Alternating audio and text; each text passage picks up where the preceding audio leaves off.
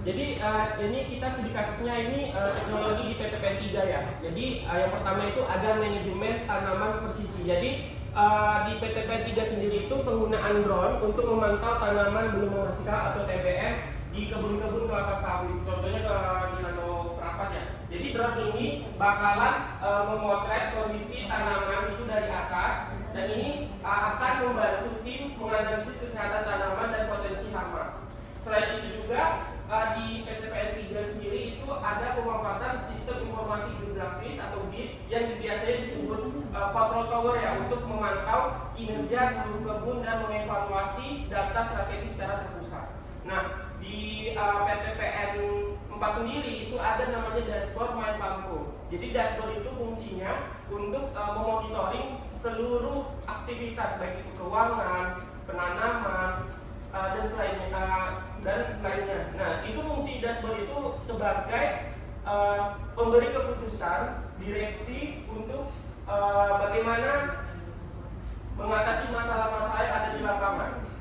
Lalu di PTPN 1 sendiri itu ada namanya Agrinap. Agrinap itu adalah dashboard PTPN 1 yang panjangnya itu aset dan agribisnis navigation PTPN 1. Itu sama seperti Farmco. Jadi di PTPN sendiri itu semua struknya itu sudah ada dashboard sendiri yang diperuntukkan untuk direksi-direksi. Lalu ada optimalisasi pupuk dan pestisida. Jadi di setiap anak perusahaan PTPN 3 menerapkan digitalisasi berbasis IoT untuk memonitor kondisi kelembapan tanah dan cuaca. Jadi data dari sensor ini akan diolah oleh sistem AI yang kemudian memberikan rekomendasi dosis pupuk dan volume air yang tepat. Hal ini akan mengurangi pemborosan dan dampak dari lingkungan. Lalu yang ketiga itu ada pengendalian hama dan penyakit. Jadi hampir semua anak perusahaan PTPN 3 menggunakan drone berkapasitas 16 liter untuk penyemprotan pestisida atau pupuk. Nah, di Regional 1 sendiri itu sudah diimplementasikan ya di unit tembakau. Jadi cara ini lebih efektif, cepat dan aman bagi pekerja dibandingkan dengan metode manual. Lalu apa sih manfaat langkah ke depannya? Yang pastinya bahkan meningkatkan efisiensi, produktivitas dan keberlanjutan dari PTPN 3 sendiri ya. Manfaat kuncinya itu peningkatan efisiensi. Jadi penerapan IoT dan AI itu telah terbukti mampu meningkatkan efisiensi operasional PTPN 3 hingga 30%. Penghematan biaya, jadi mengurangi pemborosan pupuk dan air serta menekan biaya operasional. Lalu yang ketiga, praktek berkelanjutan. Di sini bakalan mengurangi pembangunan bahan kimia dan pengelolaan sumber daya yang lebih bijak. Lalu apa langkah ke depannya?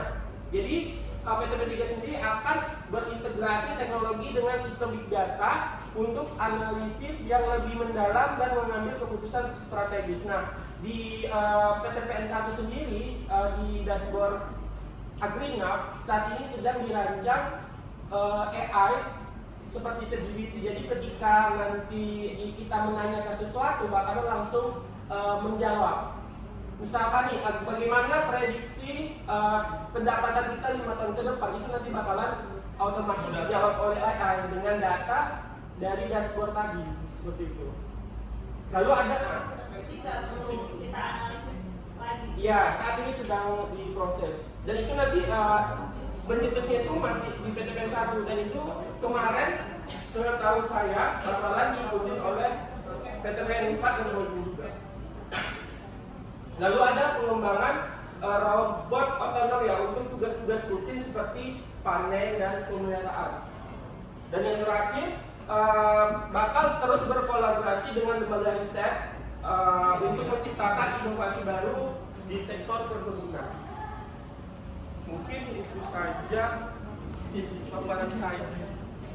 Kita ada yang mau ditanyakan terkait teknologi apa? AI untuk menciptakan kita yang bisa untuk manajemen aset itu enggak ada nama.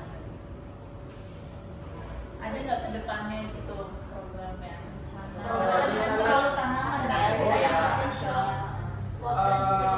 Ya, jadi gini, sepengetahuan saya itu untuk yang manajemen aset itu masuk di rencana jangka panjang ke depan, 5 tahun ke depan. Nah untuk saat ini di Agribank sendiri itu nanti ada namanya dashboard, kalau nggak salah namanya dashboard aset. Nah di situ nanti ngelihat aset-aset mana yang bakalan berpotensi untuk dikerjasamakan yang sudah lama terbengkalai. Makanya nanti ada namanya modul Maya ya, modul Maya, dan disitulah nanti bakalan pendataan untuk data-data aset yang ideal. Kalau bisa nanti didaftarkan situ, nanti bakalan dimanfaatkan ke depan. Itu modul Maya bukan yang biasa. Apa? Modul Maya bukan. Nah, modul